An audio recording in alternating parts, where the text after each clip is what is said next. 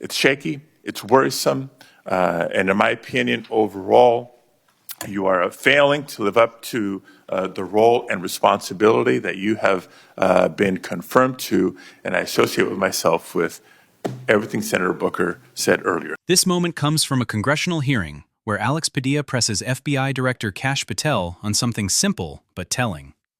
Results. After months on the job, Patel is asked to point to concrete enforcement outcomes on gun laws, lost and stolen firearms, and rising threats like conversion devices. He can't give specifics. From there, the exchange widens. Questions about shifting agents to immigration work, gaps in core missions, and whether the Bureau is stretched too thin. The tension builds as answers stay broad and the questions get sharper. Subscribe to the channel today, guys. There's more videos coming.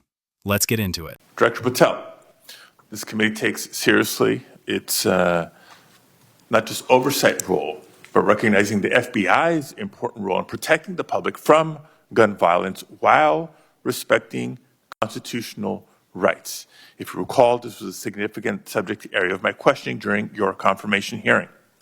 The Bureau plays a central role in enforcing federal firearm laws, ensuring the accuracy of background checks and monitoring trends like machine gun conversion devices and lost or stolen firearms.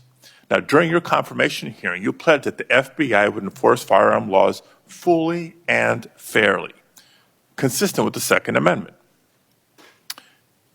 Yet we continue to see a sharp rise in lost and stolen firearms reported by federal licensees. Can you point to any measurable enforcement results like arrests, not just arrests, but also prosecutions or task force expansions since you became director? I'll get those to you, Senator. Nothing you can share here today? No, I'll get the full list to you. You came unprepared today to respond to questions which you knew were important going back to your confirmation hearing.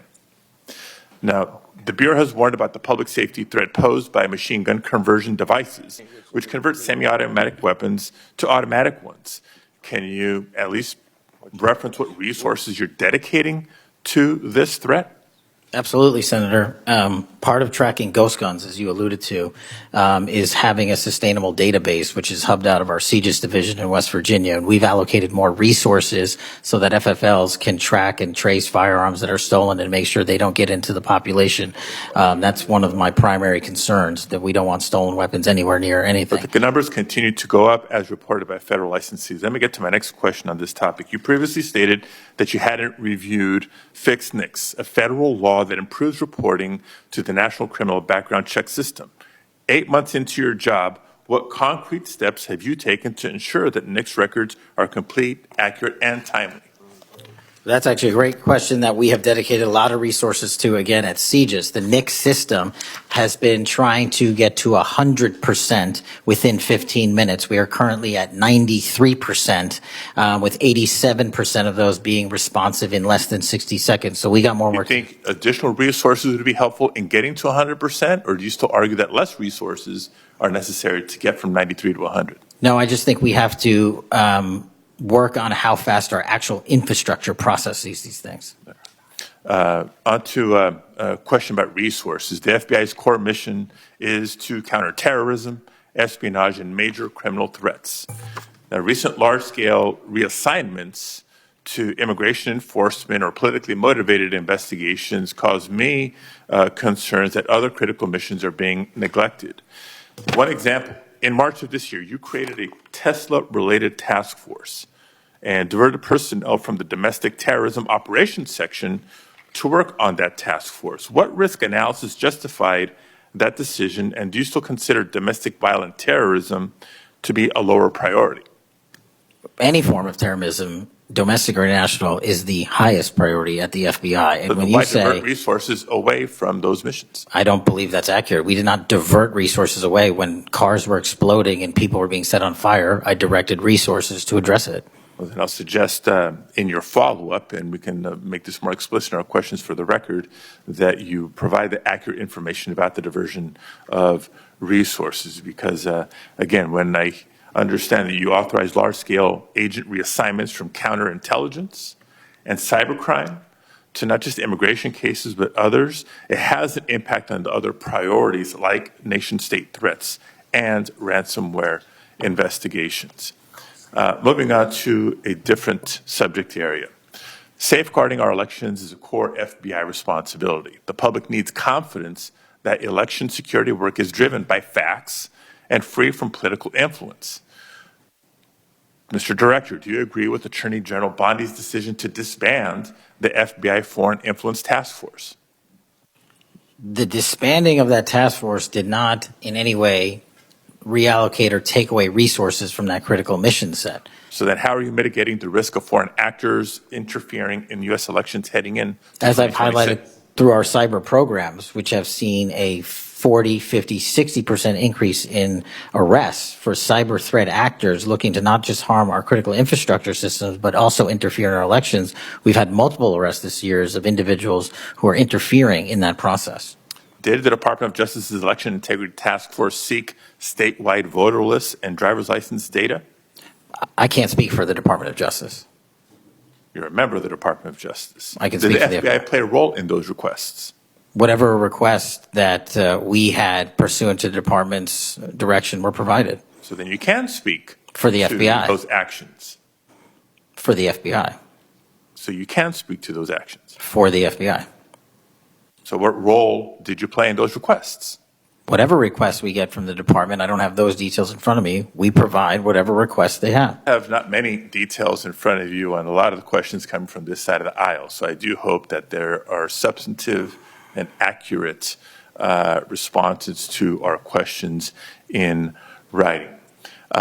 In my time left, Mr. Chairman, I just want to call out a couple of observations. The director before us has tried to explain, I won't say explain, tried to explain how he doesn't need another $500 million to do the job.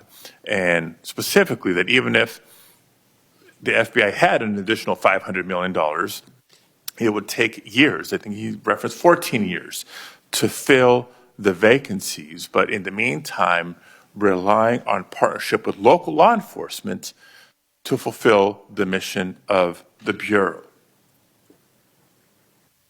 As we've discussed in other hearings and in other committees, by the way, given this immigration mass deportation agenda of the administration, the FBI is not the only one leaning on local law enforcement to do the job. ICE has made it clear that they're doing the same. Other law enforcement agencies within DHS is doing the same. So much so that ICE's recruitment, because they're not only not advocating for cuts, they're actually requesting additional dollars and have issues about policy with them. But if ICE's plan to do the job is not just hiring up significantly, they don't seem to have that as a concern, but the FBI does. Both ICE and the FBI are citing partnerships with local law enforcement, which, look, partnership and engagement is great. But having come from local law enforcement at the outset of my public service career, I also know that capacity and resources at the local level are strained, particularly in times like this. And when ICE is going on a hiring spree, and you have local law enforcement agencies worried about their ability to recruit and retain local law enforcement officers and not losing them to the federal government, then our reliance on those local law enforcement agencies is a perilous strategy to take and could undermine local law enforcement's ability to address crime at the local level, whether it's white-collar crime, organized retail theft, violent crime, et cetera, et cetera, et cetera. And in my final minute, I will also suggest this. Director Patel has referenced earlier in the hearing that one of the most significant value addeds of partnering with local law enforcement is that they have the best intelligent, they are the best intelligent source. Is that correct? For on the ground. Yet, when local law enforcement is put in a perilous position of being in a role with this mass deportation agenda, which is consistently overreached, has been found to violate the law and the Constitution and has undermined public confidence in law enforcement, not just by immigrants, by the way, but especially immigrants. When immigrants are victims of crime and are afraid to come forward because they don't know what law enforcement is going to do with their information or not, when immigrants, legal or undocumented, are witnesses to crime and are afraid to come forward with that information because they don't know what's going to happen with their information or not, that undermines the credibility of law enforcement with the community and undermines the intelligence, Director Patel, that you say are the best source of intelligence when it comes to law enforcement. So it's shaky, it's worrisome, and in my opinion, overall, you are failing to live up to the role and responsibility that you have been confirmed to, and I associate with myself with everything Senator Booker said earlier. Thank you, Mr. Chairman. Now that you've seen the exchange, here's what actually matters in what just happened. Alex Padilla didn't come in trying to make a speech. He came in trying to test something very specific: whether the FBI, under Kash Patel, can point to real, measurable results in areas that were already identified as priorities months ago. Gun enforcement, lost and stolen firearms, conversion devices, background check systems. These aren't new issues. These are things Patel already knew he'd be asked about going back to his confirmation. So when Padilla asks for numbers, arrests, prosecutions, expansions, he's not fishing. He's checking whether preparation meets responsibility. And when the answer is, "I'll get that to you," that tells you something. Not necessarily that nothing is happening, but that the person in charge isn't ready to defend it in real time. From there, Padilla widens the lens. He moves into resources. Are agents being pulled away from core missions like counterterrorism, cybercrime, and election security? Are priorities being reshaped? Patel's answer is to deny that resources are being diverted and instead frame it as responding to emerging threats. That's a classic tension in government: reallocation versus reinforcement. One side calls it necessary adaptation, the other calls it risk.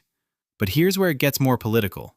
Padilla brings up local law enforcement, not just in passing, but as a pressure point. Because if federal agencies like the FBI and ICE are leaning more heavily on local departments while also pulling resources in new directions, that creates strain at the ground level. And he speaks from that perspective directly, having worked in local law enforcement before. That's not just a talking point. That's experience being used to question a federal strategy. He also connects something most people don't immediately think about: trust. If communities, especially immigrant communities, start to lose trust in law enforcement because of how policies are being carried out, they stop reporting crimes, they stop cooperating, and that directly weakens intelligence gathering. And earlier in the hearing, Patel himself emphasized how important local intelligence is. So Padilla is essentially saying, your strategy could be undermining your own foundation. That's a deeper argument than just, you don't have the numbers. It's about long-term consequences. On Patel's side, the approach is consistent. He answers broadly, focuses on systems improving, mentions percentages, infrastructure, progress and processing times. That keeps the conversation at a high level, where it's harder to pin down a single failure. It's a way of maintaining control without conceding ground. So what you're really watching is two different objectives colliding. Padilla is trying to bring everything down to specifics: numbers, actions, outcomes, and real-world effects. Patel is keeping things at the system level: processes, improvements, direction. Those two approaches don't meet, and that's why the exchange feels tense. And then there's the closing point Padilla makes about reliance on local law enforcement. That's where the argument shifts from oversight to warning. He's not just questioning what's happening now, he's questioning whether the current path is sustainable. That's the part people should pay attention to. Not just who won the exchange, but what it suggests about where things are going. If you made it this far, subscribe to the channel today, guys. There's more videos coming. And let me know in the comments what you think.